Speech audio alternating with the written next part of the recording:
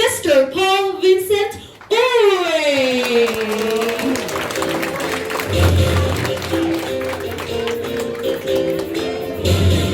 Siyang kailangan na natin ngayon. Oo, ang galing na Harvard. Magandang hapon sa inyong lahat. Our pastor. Merry Christmas din po sa inyong lahat. At kaya ang ating first night dito ay ang Christmas tree.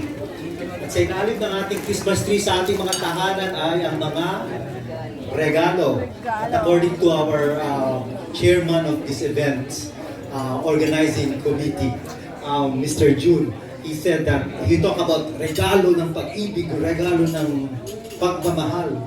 So this time, next slide please, I also talk about another gifts. And this is a gift of strategic partnership. I already mentioned last year during the same occasion that we here, the Filipinos in Vietnam, should be very proud of our bilateral relations with Vietnam.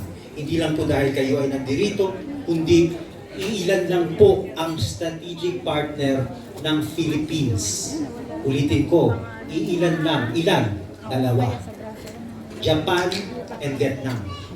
Japan, 2009. Vietnam, 2015. Sa makatuwid, 5 taon na po tayo strategic partner ng Vietnam. Kaya meron po kami importanteng aktibidad sa Ministry of Foreign Affairs this Tuesday. At sa celebrate ang 50 year of strategic partnership between the Philippines and Vietnam at the Diplomatic Academy of Vietnam. Our caterer, of course, is Mikey's Restaurant. Mikey's Resto Bar will be serving Filipino food. At so sino pa yun? Ang China. Ano naman ang China? Ang China sa Philippines was just signed just 2 years ago. 2 years ago, ang kanyang level was Comprehensive Strategic Partnership. Alam niyo naman sa panahon ni President Duterte, napakahalaga ang ating relasyon sa China. So ito ay mas mataas na level. Ang Amerika, USA. Ano naman ang USA? USA is not a strategic partner, neither is it a comprehensive strategic partner. It is a treaty ally. 1951, we signed a treaty with the USA that when US goes to war, we should go to war with them. In the same way, when the Philippines goes to war with any country, US is obliged to go to war with us. That is called treaty ally. So yung mas mababang level is called comprehensive partnership. Isa lang, isang bansa lang ang may ganito with Philippines, Australia. So Australia. So mabibilang lang sa isang kamay ang may special relations with the Philippines. Magkaibigan, mamaya mag-on, MU, hindi pa, MU muna. Mutual understanding, tapos mag-on. Mamaya, boyfriend, girlfriend na. Tapos mag-iwalay din sila. Correct? So, mahal na kayo mag-compare ng dalawa. But in any case, this is the gift of strategic partnership. And looking back, now we're going to end 2020, we can start looking back at this gift of strategic partnership. Sayang po, hindi po nakarating ang ating Pangulo dahil sa coronavirus pandemic. Wow, sayang. Nandito po sana siya noong November. Ang hotel po niya sana ay doon sa may meeting. Kalimutan ko pangalan ng hotel. Na, isa Marriott, Lotte, whatever. Yung isa doon malaking lobby. Yung may malaking lobby doon, malaking lobby. Doon sana siya Grand something. Grand Palace. Sana siya maho-hotel. Or Lotte, dalawa. Pero hindi natuloy, so nag-online na lang si President Duterte together with 10 other ASEAN countries. This was last November. Last June, 2 beses sana pumunta si President Duterte sa Vietnam this year. Sayang. Yung una, hindi siya sa Hanoi, Danang. Sana siya ay nasa, kalimutan ko ang pangalan ng hotel. Anyway, hindi rin natuloy dahil sa coronavirus. So nag-online na naman ang ating Pangulo. Next slide please. Of course, before the coronavirus, this was our last major activity of all ASEAN foreign ministers in Nha Trang. Secretary of Foreign Affairs Locsin was there together with other Philippine government officials. Next slide. Our Undersecretary was here last February for an ASEAN activity. Next slide.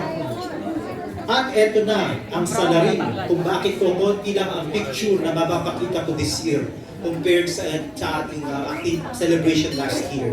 Napakarami ng busita natin last year, kung naalala niyo, nandiyan si Secretary Tugade, nandiyan si PNP Director General Albayalde. Ngayon, napakakonti ng picture. Bakit?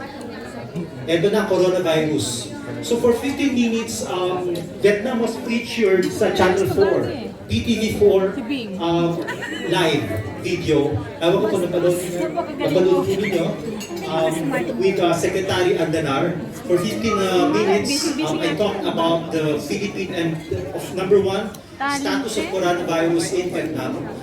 And this was around April. And number two was what are the Philippine Embassy's services for the Filipinos affected by the pandemic. Kasi marami sa ating kababayan, next slide please. Marami sa ating kababayan ay mga turista na na-stranded habang nagliliwaliw sa Vietnam ay biglang natamaan ng Lockdown. cancellation of Philippine Airlines and Cebu Pacific flights. Wala silang eroplano makaumpar para makauwi sa Pilipinas. So tumulong ang Philippine Embassy na makauwi sila. Tayo po ay ang una. Kasabay lang natin ang Cambodia, same day, ng Saturday around April. We were the first two countries. Sabay tayo dumating on a Saturday with repatriation fully funded by the Philippine government. So tayo ang una Sabado na yun. Kasi yung una-una dyan, mga fully funded na mga seaman, mga agencies na umuwi sa ibang bansa. So ito yung una. Ilan na po ang nakauwi? Ilan na ang mga Filipino, distressed Filipinos sa Vietnam na umuwi dahil naapektuhan yun, nawalan ng trabaho, nagsarado ang kanilang mga kumpanya, na stranded na turista. 480 kung sasama yung dalawa this week, may uuwi, dalawa. 480 ang Pilipino sa buong Vietnam ang natulungan nating umuwi ng libre. Either through a chartered flight, ito yung chartered flight, ang gobyerno nagbayad ng napakalaking Philippine Airlines 190-seater, 192-seater. Binayaran po natin yun, libo-libo. So, nagkaroon po tayo ng commercial flights. Ngayon, Philippine Airlines and Cebu Pacific. At nagkaroon din po tayo ng special commercial flights. 498. Out of these, mga mas marami ang sa Saigon, sa Ho Chi Minh. Sa Ho Chi Minh, ang Filipino community will have their Christmas party next Sunday. So nandoon naman po ako sa Sunday sa Saigon. Next slide please. Yes, this is the second batch.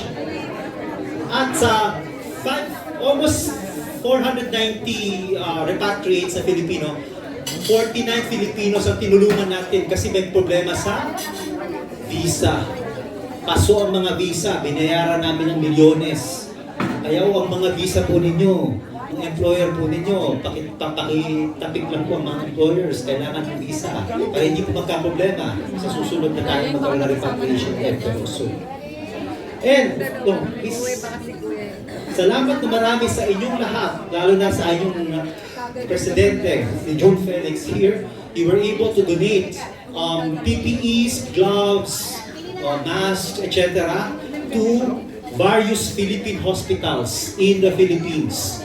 Tinulungan po natin ma-ship ito free of charge through Philippine Airlines during the chartered flight na binayaran po natin. At speaking of donation, para po na rin po ninyo malaman ano ang mga donation na nanggaling sa Vietnam para labanan ang COVID sa Philippines.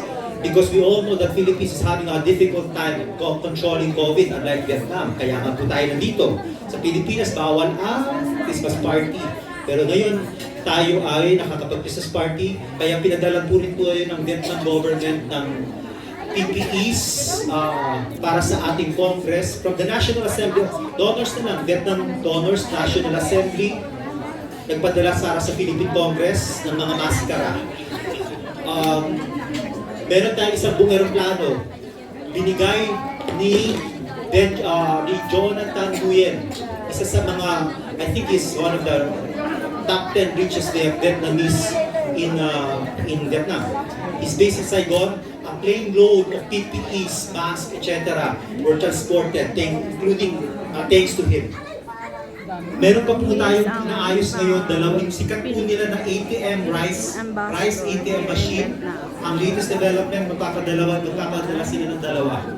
Ang Vietnam government, private company siya, who invented this rice ATM. Next. Salamat sa Vietnam's efficient control of the COVID, natutuloy po kahit papaano ang mga activities, like cultural activities sa Vietnam. Like ito, this is the traditional costumes of ASEAN. Ito po ay mga costume na ginamit sa Channel 7 sa teleserye ni Marian Rivera, Amaya. Pero ito ay sinuot ni Gina Alahar at ni Raymond Bagatsing. So, hindi makarating si Marian Rivera. So, sorry na lang tayo dahil hindi makarating si Marian Rivera dahil sa coronavirus. Next, please. Nanalo po ang Pilipino last month graphic arts competition among Southeast Asian countries. Second prize po tayo. Yes, please. Then we had the ASEAN Film Festival. Natuloy naman po ito kasi kahit paano nagkaroon tayo ng window between the first and the second waves of COVID pandemic. Next slide, please. Yes, we were able to conduct a cooking lesson, ang ating gender and development program na tuloy-tuloy naman para sa mga kababaihan. Cooking lesson by the RMN food catering Topon. Lumpia ang kanilang ginagawa sila. Lumpia ang dalawang putay. Next slide, please. And ito, last year marami tayong bisita. This is the last group of our visitors from the Philippines na natanggap ko. Last January, mag-iisang taon na. Sila ay mga law students from the Philippines. Ang dami nila, so marami rin silang tanong tungkol sa strategic partnership. Kasi ibang slide ang present ko sa kanila. So, next slide please. That's it. Mula sa Philippine Embassy, lagi po natin mensahe sa lahat ng kababayan, lahat po tayo ay naapektuhan ng coronavirus at lahat din po tayo, we look forward to the vaccination of everybody. When is that? Well, we hope to continue to pray. Thank you very much and Merry Christmas.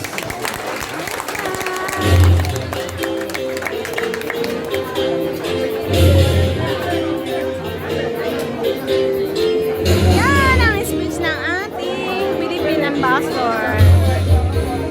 Thank you very Vietnam. much. Thank you. Parang mas approaching. Okay.